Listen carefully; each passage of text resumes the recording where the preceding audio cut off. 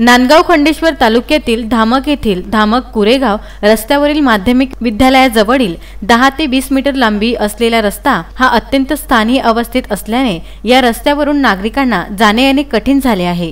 या रस्त्यावर मोठ्या प्रमाणात खड्डे पडले असून त्यामध्ये पावसाचे पाणी मोठ्या प्रमाणात साचले असल्याने ते खड्डे प्रवास करणाऱ्यांना दिसत नाही। त्यामुळे वाहने या खड्ड्यात जात असल्याने प्रवाशांच्या अपघातामध्ये वाढ झाली असून नागरिकांच्या पाठीच्या व मानेचा दुखण्याच्या प्रमाणात वाढ झाली आहे। हा रस्ता ओव्हरलोड रेतीची वाहतूक करणाऱ्या वाहनांमुळे झालेला असून याकडे नांदगाव खंडेश्वरचे तहसीलदार यांचे कोणतेही लक्ष नसल्याने अवैध रेती चोरी मोठ्या प्रमाणात वाढल्याचे दिसून येत आहे।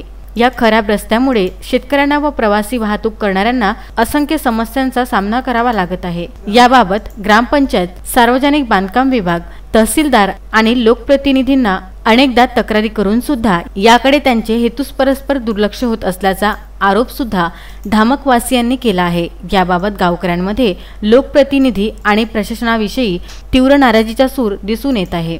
धामकवरून दाबापौर बाबुळगावकडे जाणाऱ्या नागरिकांना प्रवास करताना प्रचंड त्रास सहन करावा लागत आहे। याकडे प्रशासन व लोकप्रतिनिधींनी लवकरात लवकर लक्ष देऊन या रस्त्याची दुरुस्ती करून अवैध रेती तस्करांवर कार्यवाही करावी, अन्यथा याविरुद्ध तीव्र आंदोलनाचा इशारा धामकवासियांनी दिला आहे। उत्तम ब्राह्मणवाडेसह पवन ठाकरे, विदर्भ न्यूज, धामक।